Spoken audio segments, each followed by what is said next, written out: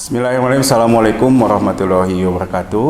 Kami dari CGP Angkatan 11 Kabupaten Bandung Barat akan melakukan demonstrasi kontekstual modul 2.3. Perkenalkan, saya Andri. Kali ini saya bertindak sebagai observer dan ada rekan saya Yeni Nuraini berperan sebagai coach.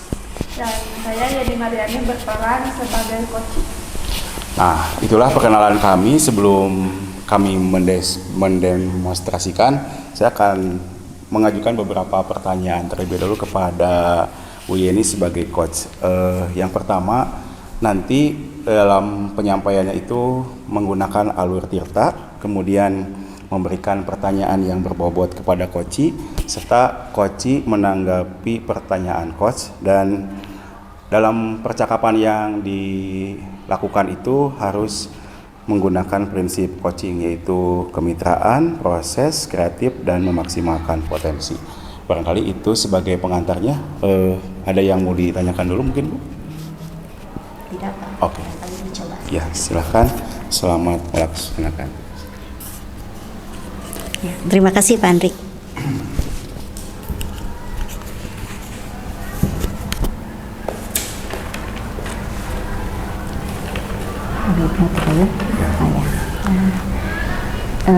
Assalamualaikum Bu Yeni. Waalaikumsalam Ibu. Ya, ada apa nih? Apa yang direncanakan oleh Bu Yeni terhadap saya? Atau mau menghadap saya itu karena ada apa? Sebenarnya saya itu ada apa ya namanya, kebimbangan gitu dalam menghadapi atau menjalankan apa namanya, pembelajaran di kelas. Saya kan megang kelas 1 nih Bu. Ya. Nah, kelas 1 itu saya bimbangnya antara harus apa namanya, mengejar dulu anak bisa calistung, membaca, menulis, dan berhitung, atau apa namanya, mengejar materi pembelajaran. Kan sekarang materi pembelajaran kelas 1 cukup lumayan berat ya Bu ya.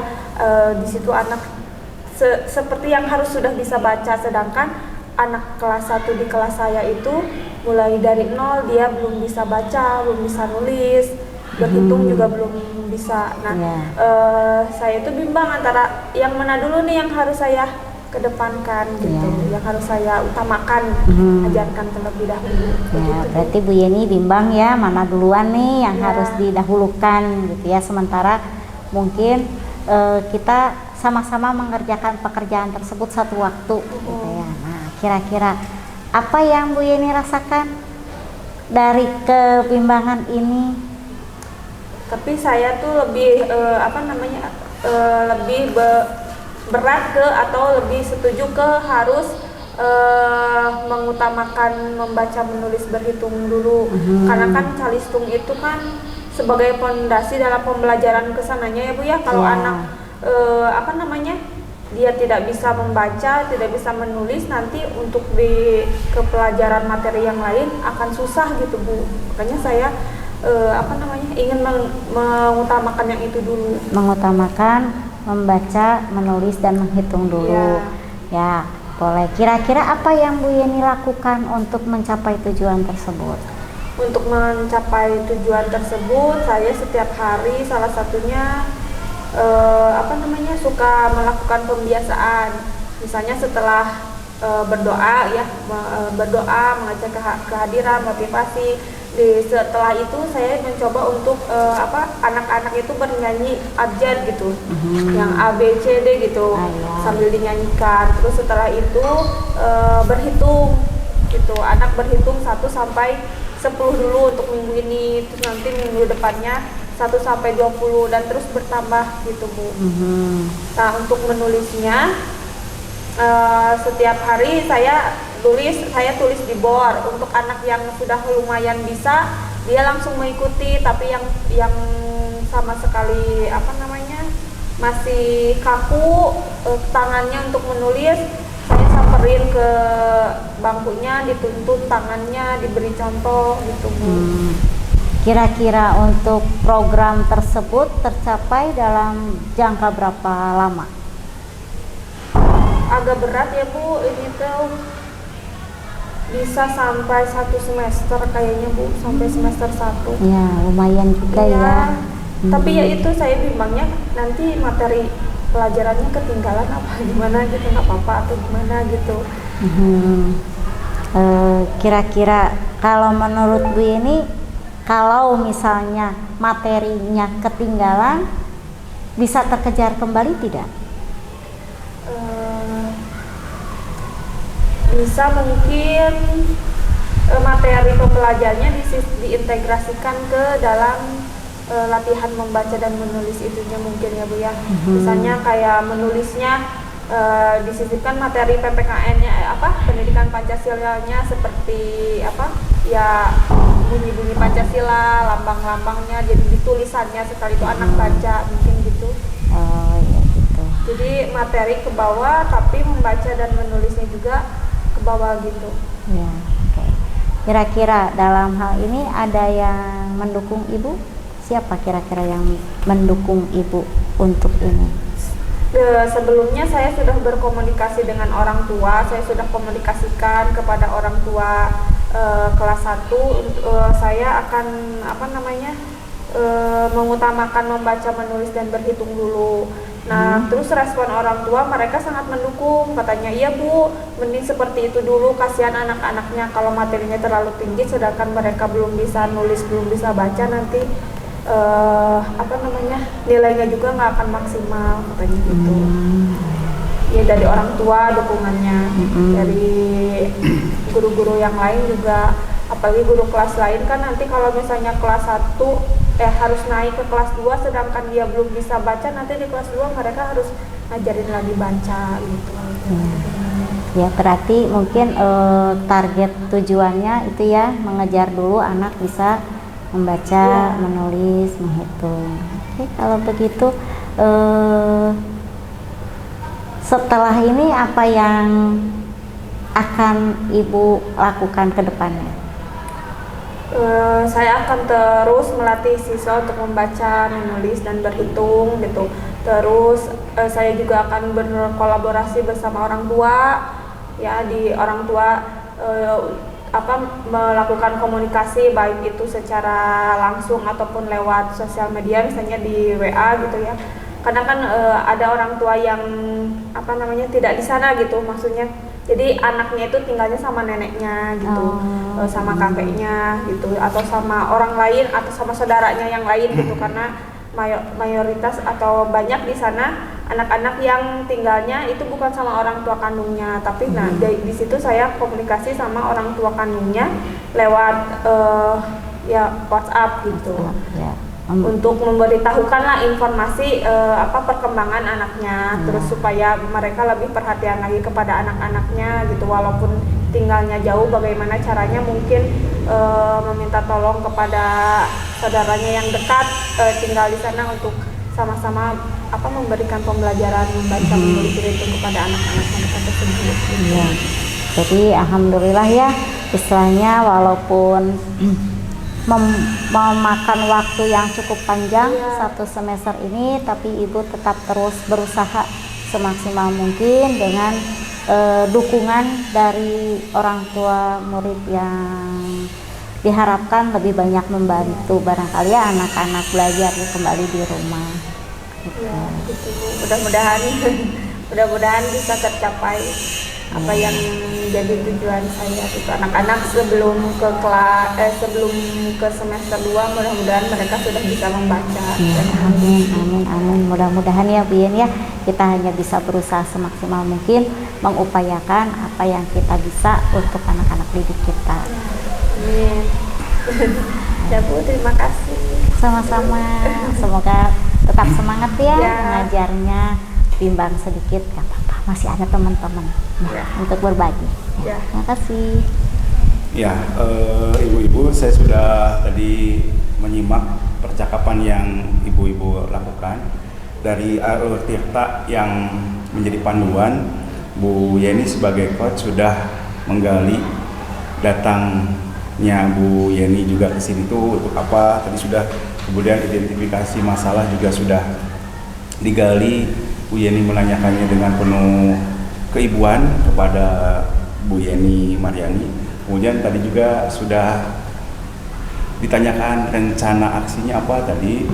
Koci menjawab akan berkolaborasi dengan orang tua, dan yang terakhir tanggung jawabnya tadi Bu Yeni mengatakan setelah ini akan melakukan apa saja. Barangkali saya pikir semuanya sudah tercapai. Ibu-ibu sudah melakukan demonstrasi sesuai alur tirta yang sudah dilakukan.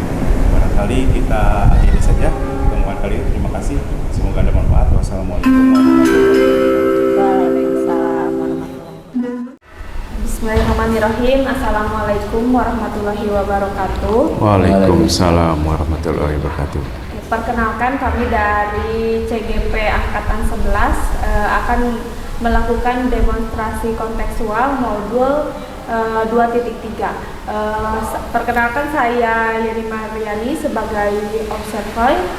Saya Ahmad Syarif sebagai coach. Dan saya Andri Ramansa sebagai koci.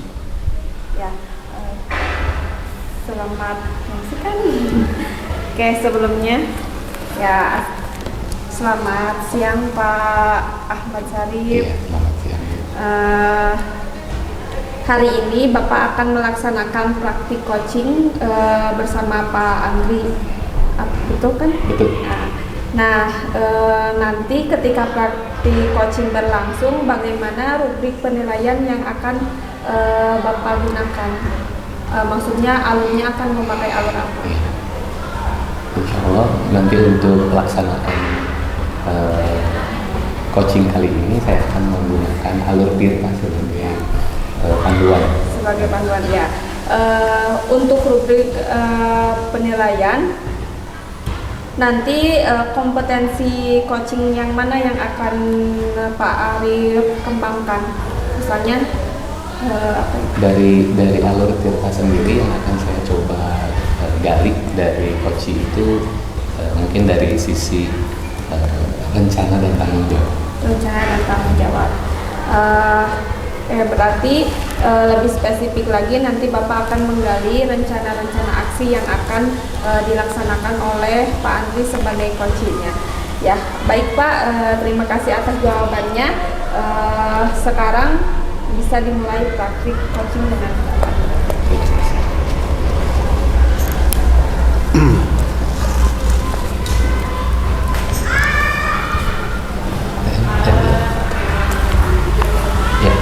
Bismillahirrahmanirrahim. Assalamualaikum warahmatullahi wabarakatuh. Waalaikumsalam warahmatullahi wabarakatuh. Apa kabarnya Pak Andri? Alhamdulillah Pak Ahmad. Gimana kabar Pak Ahmad? Alhamdulillah baik. Alhamdulillah. Saya dengar Pak Andri ada hal yang ingin disampaikan. Ya, ini Pak sebetulnya agak mumet juga terkait dengan pembelajaran yang saya lakukan pada materi pokok teks cerpen.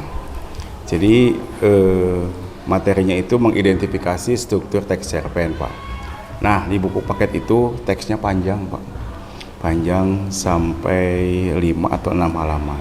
Nah dari situ belum apa-apa juga udah ada celetukan Pak. Wah panjang. Nah itu membuat saya agak bingung juga. Karena apa? Karena pembelajarannya di kelas 9 masih berbasis teks Pak. Jadi itu yang membuat saya agak mumet gitu Pak. Baik. Jadi saya dengar Pak Andri barusan mungkin sedikit mengalami hambatan ketika akan menyampaikan materi cerita pendek. Betul. Meskipun ceritanya pendek tapi halamannya lumayan panjang. Lumayan panjang, betul. Nah, dari sesi ini mungkin Pak Andri, kira-kira harapan apa yang ingin Pak Andri raih dari hasil diskusi kita nanti? Yang saya harapkan sih Pak, anak ketika diberi teks yang agak panjang gitu, anak bisa nyaman dulu Pak. Aman, kemudian memahami apa yang tertulis dalam teks itu, dan yang utama capaian dari materi pokoknya mereka dapat menentukan struktur teks cerpen itu Pak. Ya. Baik.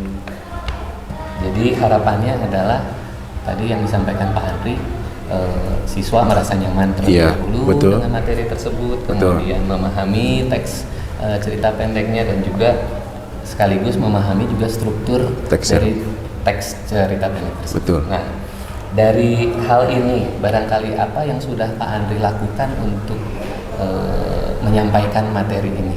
Ya, karena pada pertemuan pertama siswa sangat kelelahan dari teks yang disajikan, maka saya mengambil materi teks cerpen, kontennya itu dari cerpen yang saya buat sendiri, Pak. Jadi cerpen yang saya buat itu terkait dengan perayaan ulang tahun saya sebagai wali kelas, tapi tanggalnya salah, Pak. Tetap dipaksa untuk mengakui bahwa saat itu adalah saat ulang tahun saya. Saya tulis, Pak, dalam sebuah cerpen, saya tunjukkan orientasinya, rangkaian peristiwa, kemudian komplikasi dan saya sajikan sebagai bahan pelajaran buat siswa. Gitu, Pak. Wah, luar biasa sekali nih Pak Andri, bisa mengeksplor bagaimana peserta didik diajak untuk lebih kontekstual, iya, betul, dengan Pak. membuat cerpen tentang ulang tahun iya, Pak Andri sendiri ya. Betul. Selain itu barangkali ada hal-hal lain yang sudah diupayakan oleh Pak Andri supaya peserta didik itu bisa mau untuk mengikuti materi ini. Iya. Yang pertama saya lakukan dulu teknik ini, Pak, berterima kasih. Jadi saya meminta sebelum mulai itu meminta siswa mengucapkan terima kasih kepada siapapun. Ternyata sebagian besar berterima kasih kepada orang tuanya. Nah, saya sampaikan kepada siswa berhubungan bahwa wujud terima kasih kalian selain secara tulisan bisa dalam bentuk mengikuti pembelajaran yang aktif agar orang tua bisa minimal bangga terhadap apa yang telah mereka lakukan, Pak. Iya. Wah, hebat sekali nih Pak Andri. Lalu dari tadi yang sudah saya dengar bahwa Pak Andri akan menyampaikan bahwa pentingnya berterima kasih. Iya. Berterima kasih. Kemudian juga bagaimana supaya mengikuti pelajaran dengan nyaman. Iya, betul, Pak. Nah, kira-kira kapan Pak Andri akan memulai apa yang direncanakan oleh Pak Andri ini? Karena saat saya memegang 4 kelas, Pak, insya Allah pada pertemuan selanjutnya pada besok, insya Allah saya akan menggunakan cerpen saya. Nanti cerpennya saya akan bagi-bagi, Pak. Ada yang dalam bentuk kertas, sebagian saya berikan dalam bentuk Google Drive, Pak, link Google Drive, agar mereka bisa membaca. Karena pada beberapa siswa, Pak, ternyata ada kecenderungan siswa yang gemar membaca ada, Pak. Jadi ketika dikasih itu mereka bisa dengan cepat memahami teksnya juga. Nah, untuk siswa-siswa itu saya tidak mengalami kesulitan mungkin, Pak, karena siswa juga sudah berminat di bidang membaca. Nah, siswa-siswa itu yang rajin-rajin itu tuh, Pak, kebanyakan siswa yang ikut ekskul jurnalistik, Pak. Gitu. Ya.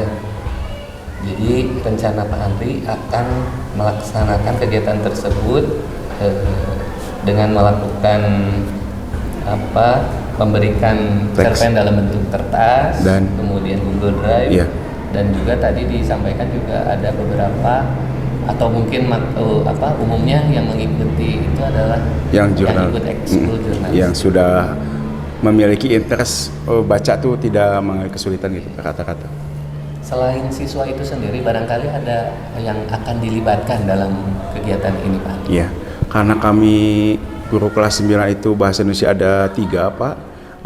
Tentu saja 2 rekan saya juga akan dilibatkan, karena pada awal semester juga pemilihan materi mana dulu yang didahulukan dan yang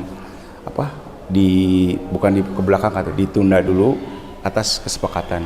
Karena melihat kebutuhan yang ada di sekolah. Nah, contoh laporan teks percobaan itu belum, Pak, bertiga belum. Kenapa? Karena satu itu membutuhkan waktu, kemudian kami melihat potensi mana yang akan bisa dijadikan laporan percobaan. Jadi yang dekat-dekat dulu kemarin pidato persuasif berkaitan dengan lingkungan sekolah begitu. Kalau sekarang masuk teks cerpen, kami sepakatnya berdasarkan pengalaman pribadi atau orang lain dulu. Begitu. Baik, luar biasa Pak Andri. Jadi Pak Andri juga akan melibatkan guru, ya. Terutama guru bahasa Indonesia mungkin. Betul, ya, untuk bisa mengaplikasikan rencana yang sudah disiapkan. Nah, untuk berikutnya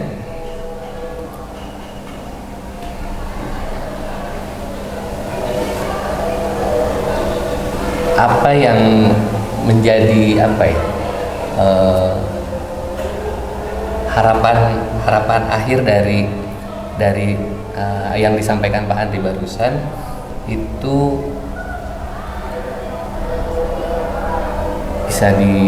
bisa dilaksanakan ketika secepatnya kan tadi ya. Iya. Jadi pelaksanaannya akan dilaksanakan secepatnya.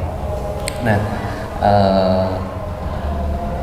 mudah-mudahan apa yang Pak Andri lakukan ini bisa segera terwujud. Ya, kalau misalkan saya kasih waktu misalkan dari hari sekarang, kira-kira kapan nih Pak Andri akan melaksanakan? Insya Allah Pak, besok saya ada di 9D dan saya sudah siapkan 2 cerpen buatan saya sendiri. Jadi insya Allah besok bisa saya lakukan.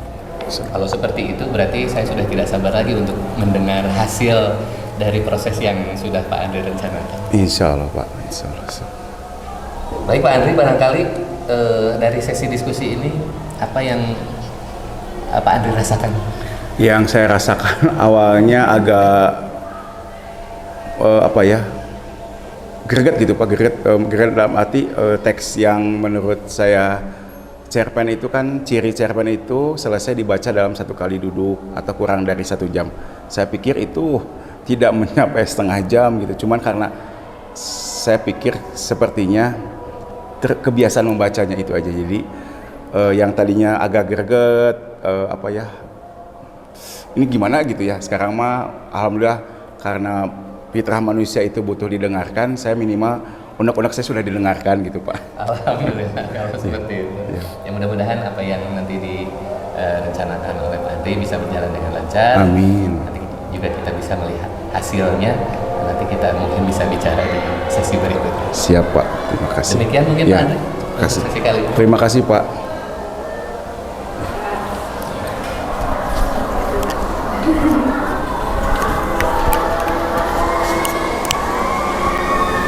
Baik Pak, luar biasa sekali ya Pak tadi praktik coaching yang dilakukan oleh Pak Ahmad Syarif kepada Pak Andri.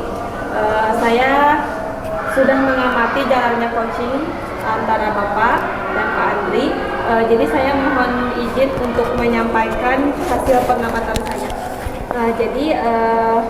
Pak Ahmad Syarif itu sudah mengajukan pertanyaan-pertanyaan yang berbobot sesuai dengan ide-ide coaching. Ide-ide coaching juga menjadi lebih tergali lagi gitu dari sebelumnya.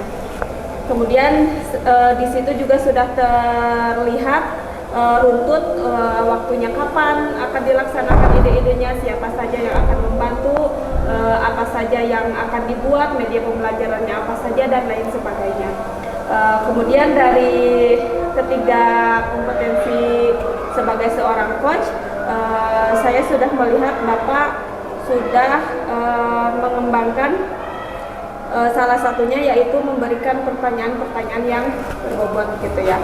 Luar biasa sekali Pak Ahmad Syarif, terima kasih Pak Ahmad atas waktunya. Mudah-mudahan untuk kedepannya Pak Ahmad Syarif bisa menjadi seorang coach yang lebih baik lagi. Amin. Sekian dari kelompok kami. Wassalamualaikum warahmatullahi wabarakatuh. Waalaikumsalam. Bismillahirrahmanirrahim. Assalamualaikum warahmatullahi wabarakatuh. Waalaikumsalam warahmatullahi. Perkenalkan, kami dari kelompok CGP Angkatan 11 Kabupaten Bandung Barat. Saya Yeni Nur Aini sebagai observer. Saya Yeni Mariani sebagai coach. Saya Ahmad Syarif sebagai coach. Baiklah, kami akan mencoba menunaikan tugas dalam demonstrasi kontekstual coaching supervisi akademik. Kita mulai saja. Sebelumnya mungkin saya akan bertanya dulu kepada Ibu ini sebagai coach tentang apa yang akan dilakukan Bu ini. Betul akan melakukan coaching dengan Pak Ahmad Syarif ya? Ya. Betul. Nah, mungkin saya di sini hanya sebagai observer, saya akan melihat bagaimana alur ceritanya sudah berjalan atau belum. Kemudian juga mengingatkan tentang prinsip coaching, diantaranya kebukaan, proses kreatif, dan memaksimalkan potensi. Itu saja yang saya mudah-mudahan bisa memberikan silakan.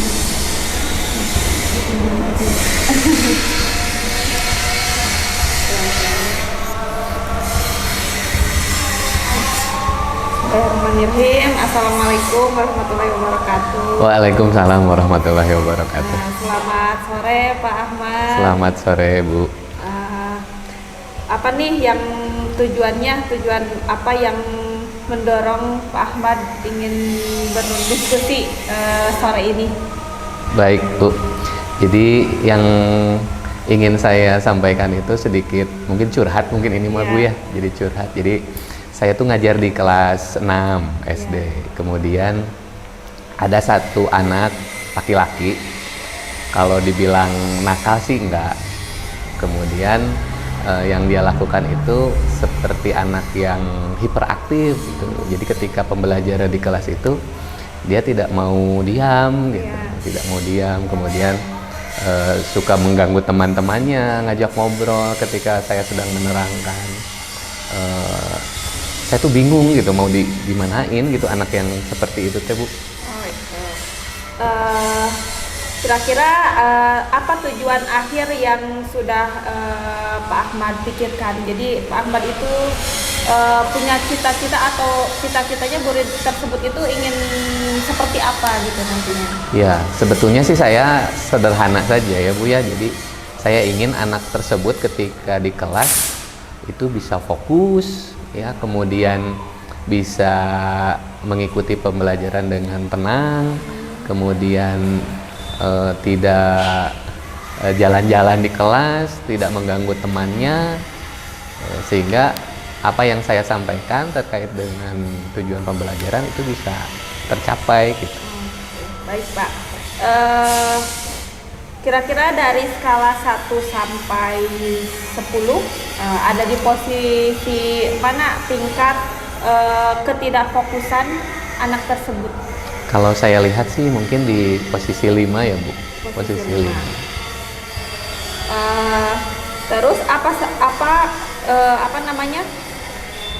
Pak Ahmad Syarif itu ingin meningkatkannya sampai skala berapa kira-kira maksimalnya? Kalau saya sih nggak muluk-muluk lah, misalkan dari sekarang 5 itu menjadi 7 lah atau 8.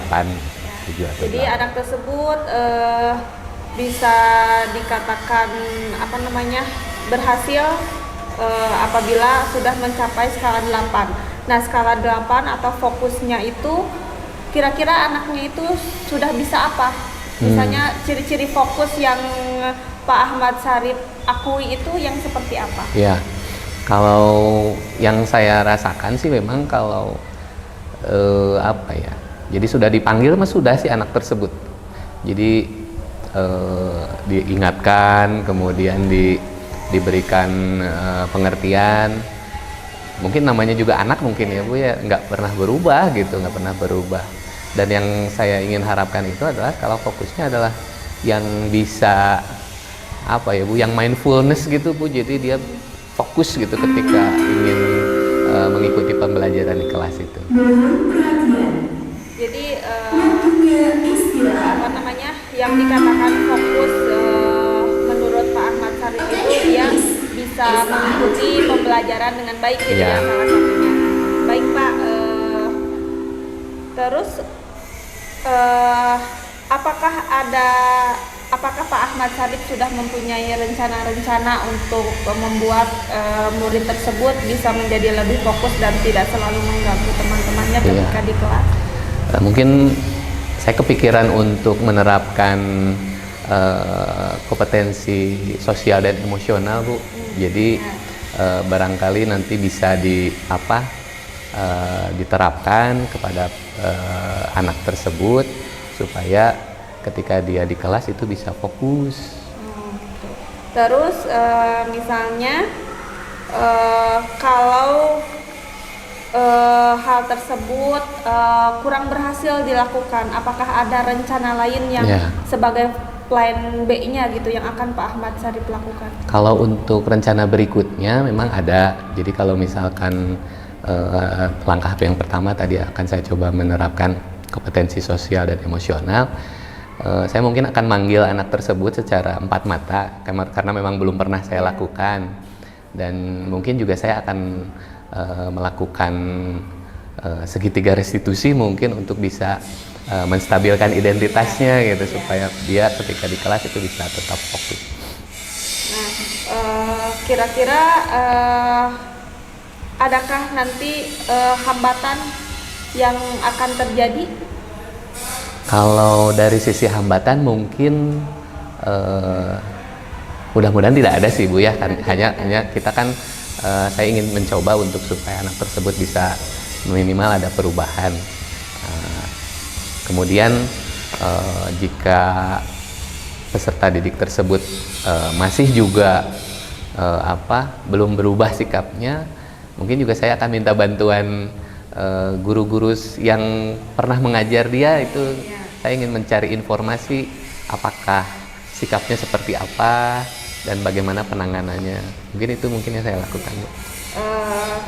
Jadi tadi mungkin Pak Ahmad Syarif itu akan melibatkan guru lain gitu ya, untuk membantu Pak Ahmad Syarif agar bisa membuat anak tersebut bisa menjadi lebih fokus belajar di kelas dan juga tidak mengganggu temannya gitu. Nah, bagaimana tindak lanjut yang akan Pak Ahmad Syarif lakukan setelah melakukan hal-hal tersebut tadi, salah satunya memberikan pembelajaran sosial emosional. Kalau tidak berhasil juga bisa dilakukan praktik segitiga restitusi, meminta bantuan kepada rekan-rekan Pak Ahmad Syarif di sekolah lainnya. Nah, setelah Pak Ahmad Syarif sudah melakukan hal-hal tersebut, tindak lanjut apa yang akan Pak Ahmad Syarif lakukan? Nah, setelah melakukan hal-hal tersebut, mungkin saya akan coba mengubah metode pembelajaran saya, Bu. Jadi saya mencoba ingin memfasilitasi setiap peserta didik, khususnya anak tersebut, dengan pembelajaran diferensiasi. Jadi mungkin nanti saya akan menerapkan strategi belajar active learning. Kan dia tuh senangnya gerak-gerak, ganggu sana, ganggu sini. Mungkin nanti konsepnya nanti saya akan coba rubah. Misalkan dalam pembelajaran IPA, misalkan ular tangga raksasa, misalkan di luar kelas, mungkin seperti itu. Jadi si anak tersebut juga merasa terfasilitasi untuk mengeksplor gaya belajarnya. Gitu. Ya, luar biasa sekali Pak Ahmad Syarif. Ternyata ide-ide yang Bapak sampaikan itu menurut saya sudah cukup hebat ya Pak, sudah sangat baik untuk nanti dilaksanakan. Mudah-mudahan Pak Ahmad Syarif bisa melaksanakan semua rencana-rencana aksi yang Pak Ahmad Syarif rencanakan, dan mudah-mudahan siswa Bapak tersebut kedepannya menjadi siswa yang sesuai dengan harapan Bapak. Gitu. Amin. Siswa yang lebih fokus ketika pembelajaran gitu ya. Baik Pak, mungkin itu saya juga ingin tahu perasaan Bapak setelah melaksanakan praktek coaching ini. Iya, saya senang sekali bisa berbicara dengan Ibu, sehingga apa yang menjadi kendala saya itu minimal sudah saya utarakan, dan saya juga sudah bisa mendapatkan solusi dari permasalahan saya, dan mudah-mudahan saya bisa menerapkannya dan akhirnya nanti hasilnya juga sesuai dengan harapan juga. Amin. Ya udah, terima kasih Pak Ahmad Syarif atas waktunya. Sama-sama Bu. Ya, selamat sore. Selamat sore. Waalaikumsalam warahmatullahi wabarakatuh.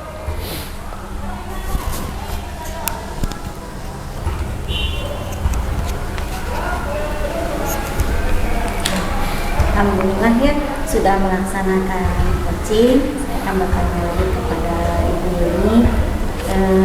Kira-kira tadi sudah terlewati semua alur datanya? Mudah-mudahan sudah ya. Ya, memang kalau saya tadi perhatikan memang semua alur datanya sudah terpenuhi, juga sudah memenuhi prinsip-prinsip coaching. Mudah-mudahan apa yang diberikan kepada Pak Ahmad Syarif bermanfaat tidak hanya untuk Pak Ahmad Syarif tapi untuk kita semua. Kali itu saja yang saya sampaikan sebagai peserta. Alhamdulillah tugas kita kali ini mudah-mudahan bisa menjadi satu langkah kebaikan buat kita semua. Amin. Alhamdulillah. Alhamdulillahirabbil alamin. Assalamualaikum warahmatullahi wabarakatuh. Waalaikumsalam warahmatullahi wabarakatuh.